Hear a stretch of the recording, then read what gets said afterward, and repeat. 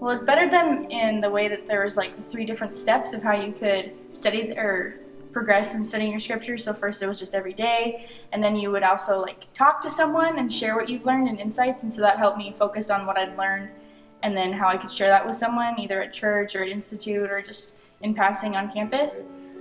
And then as I started to look for things that I could write down so I could pass it off, I started to find things that I needed personally. So things that I was searching for, things that I needed answers on. I started to look in the scriptures and the text for those things. One that I think really helped was just pondering the scriptures a lot more. Instead of just flying through a chapter just to get like a chapter done, I've caught myself where I just read a couple verses and I've gotten so much more out of 2 or 3 verses than a whole chapter, as where in the past I would just keep flying through to try to get it done. But if you actually put in the time, then it's like a good, fulfilling conversation. You learn what you need to learn, and the Lord's able to open those things up to you. So I'm grateful for the program. I think it's not by chance God has created us in a way that we have to have daily physical sustenance. The children of Israel coming out of Egypt lived for 40 years approximately on something called manna. They couldn't have lived from hunting, and their lifestyle was such that they couldn't be planting, so they really didn't have an alternative.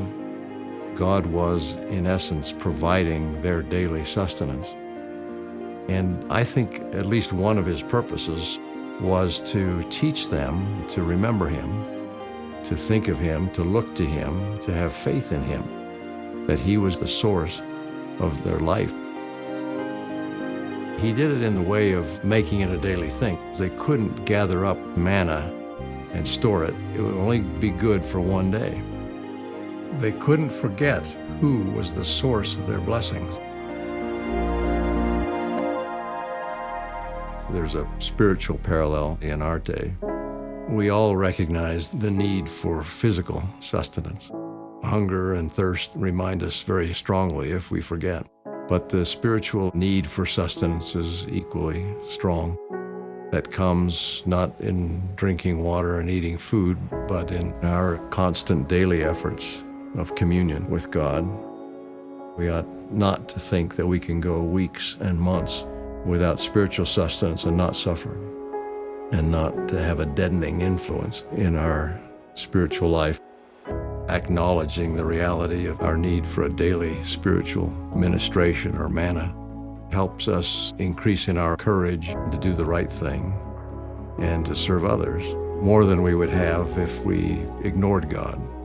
People sometimes think, well, those are such small things. Prayer, immersing ourselves in the scriptures, pondering, meditating. How can that really produce a significant difference in a person's life? But it does.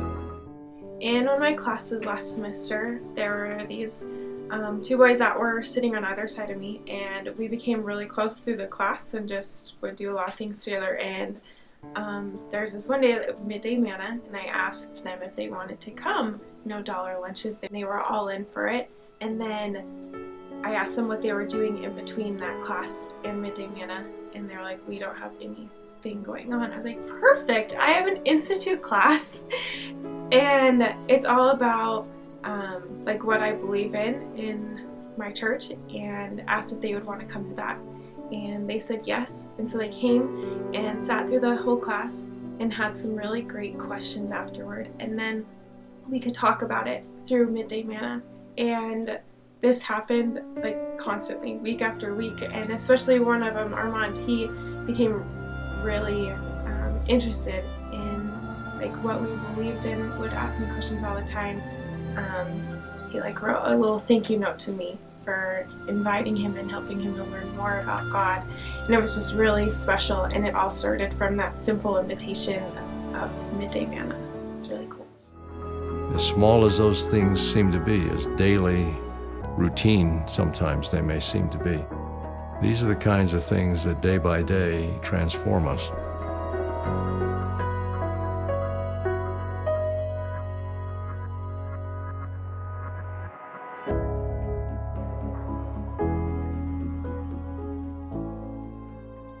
What did the Savior mean when he said that the Sabbath was made for man, and not man for the Sabbath? I believe he wanted us to understand that the Sabbath was his gift to us, granting real respite from the rigors of daily life and opportunity for spiritual and physical renewal. God gave us this special day, not for amusement or daily labor, but for a rest from duty with physical and spiritual relief. For me, that'll be keeping up with my assignments and not procrastinating, and making Saturday an important day to really plan and prepare for the Sabbath. And I guess making sure I'm like reading my scriptures and making sure I'm keeping up with into the classes and the readings, and just trying to keep that like spirit as I go throughout the week.